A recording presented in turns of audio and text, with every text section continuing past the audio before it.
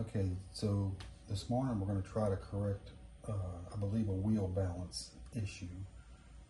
I got a pretty wicked steering wheel shimmy, about 55 miles an hour-ish, 50 to 60 miles an hour. I had these tires replaced locally. I bought the tires online and took them to a shop that said they could mount and balance these wire wheels with the knockoffs here. And what they did was they put the wheels on, they balanced them. I got two weights. I got a 1.5 ounce and a 1.25 ounce weight on here. So I don't have a wheel balancer. You can buy the bubble balancers. I'm not sure how well that works, if that works on hubs here, with the splined hubs. But what I decided to do was to just try to balance them on the car myself. Now I did take the wheel off and pry the brake pads back a little bit to push the pistons back so that there's no brake rubbing here on the hub.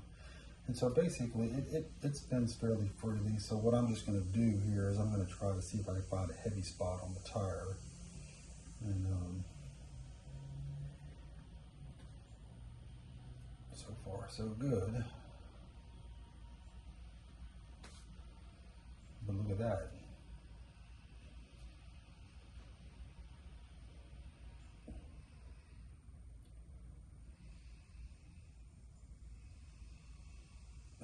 That's pretty heavy.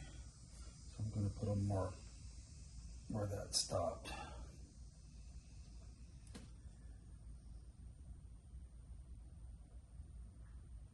Yeah, that definitely seems like a heavy spot where the weights are actually.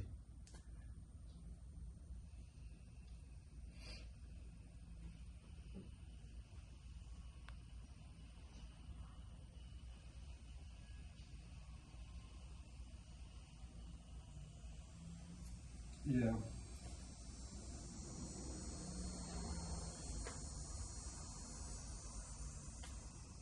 Look at that. I think my man put too much weight on the tire. So one of the issues with balancing these rims, and if you pardon me a second, I'll take the wheel off here, if I can get it off. Probably not without it spinning here.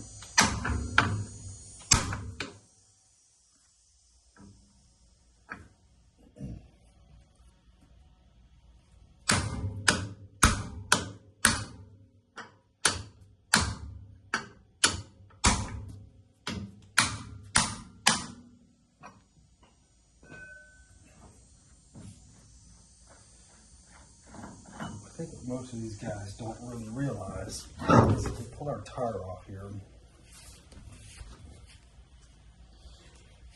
there's a conical area right here that mounts up against the hub right there. And so that's where it centers on the inside. I think what these guys are doing is they're just putting a cone in this side and a cone on the outside and centering the hub that way, but that's not going to work because when you put the wheels on, it centers on that inside cone. On this side, it centers on the outside cone with this guy. So basically it's centering on the inside and it's centering on the outside here. If you put a cone on both sides, you're not going to be guaranteed to get that correct. Let's snug this back up. Okay. So anyway, I think you got the balance wrong from my, the weights are going down from my incredibly scientific wheel balancing here.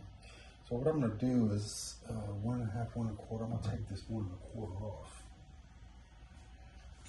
Let's see if I can pry that thing off of there.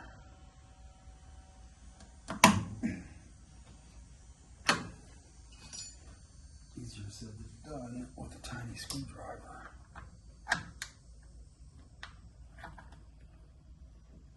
There we go. Okay, we're gonna leave that off and let's see what we got now. See if it's still heavy in that location.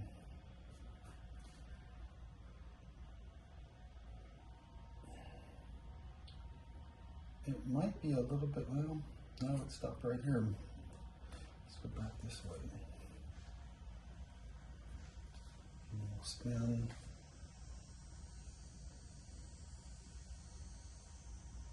Stopped here.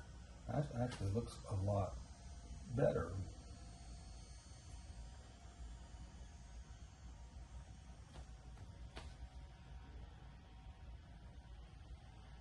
Well, we're gonna call that good. I'm gonna go out and take it for a test drive and see how the steering wheel feels at 50, 55 miles an hour now. Anyway, incredibly scientific. I'll take it for a drive. We'll see if that helped at all. All right, I rebalanced the left front. It was way off. I pulled the right front off and checked that, and it was pretty close. So I took it on a test drive. That has solved the steering wheel vibration problems about 95%. So I'm pleased with that. I haven't done the rears yet because I have to pick the whole car off. Obviously, you can't do that on the rear. You have to move the rear tires to the front and balance them on the hubs. So I'll do that this afternoon and move on.